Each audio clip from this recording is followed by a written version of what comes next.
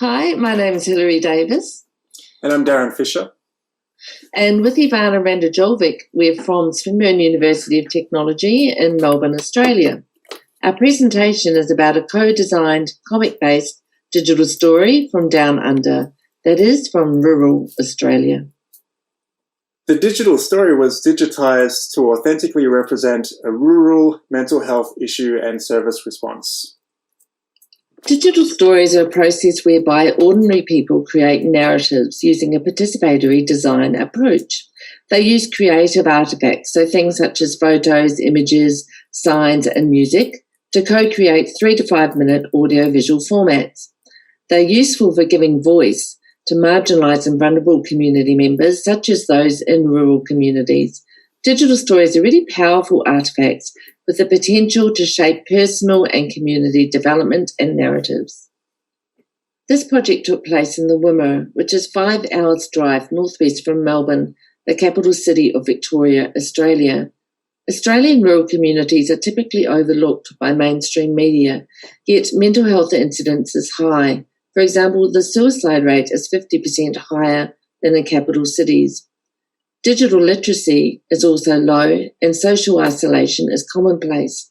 Australian rural communities are impacted by climate change issues such as bushfire and drought. In human-computer interaction, there are few digital stories about rural mental health issues, and we have found none that specifically address comic-based digital storytelling approach for rural mental health. The Rural Outreach Program is the context for this digital story. This is a free program where rural outreach workers, or ROW, visit community members in their homes or on their farms and refer them to support services.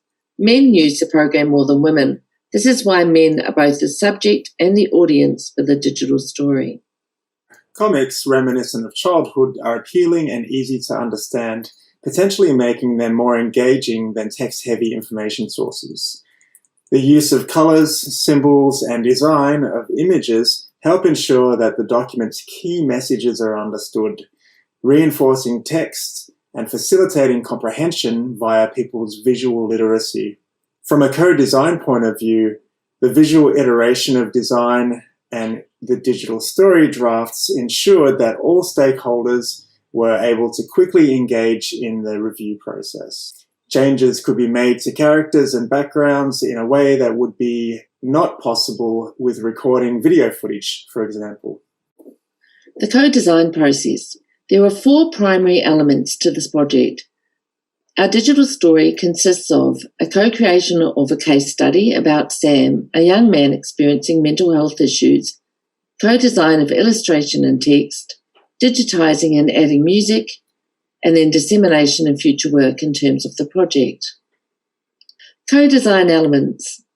We use co-design elements to co-create the digital story. First, we conducted a telephone interview with a rural outreach worker about a young man experiencing conflict at home. That is, Sam, top right here. Then we generated a written or case study. Then we co-designed the digital story in 2 face-to-face and 2 online workshops with a rural outreach worker depicted at the top left and the local policeman depicted below, as well as local health service employees. We refined the story at each stage with each of the participants. Note that Sam is a pseudonym for a local community member, and he chose not to be engaged in terms of telling his own story. So this digital story focused on creating a sense of authenticity, particularly in terms of environment, metaphor, and character. This gave weight to the health promotion message. We sought to acknowledge and respect rural readers and to understand their environment, their culture, language, and their practices. In this presentation, we only speak about the elements that have an asterisk beside them. However, a fuller account can be found in the digital story and paper. An authentic representation of the local environment was important. Readers should recognize their landscape in order to better connect to the health promotion message. The arid color palette and flatness of the bush landscape were emphasized in panel 1. In panel 2, a landline telephone cord was used to emphasize rural connectivity. Landlines are heavily relied on as internet connectivity can be poor. Further, the interior of the police station was completely redrawn based on feedback from our co-design partners, from our cliched, bustling police station of the movies to a small one-person operation of reality. However, authenticity had to be managed carefully. The initial drawing of the township was redrawn as our co-design partners were concerned the township, and therefore Sam, the young man, might be identifiable in the small, close-knit community. We sought to maintain a sense of authenticity in terms of the character depiction and the terminology that they use. So the title of the paper, I Understand Mate, reflects Australian cultural images of mateship. That is, loyalty, companionship and friendship, particularly amongst men.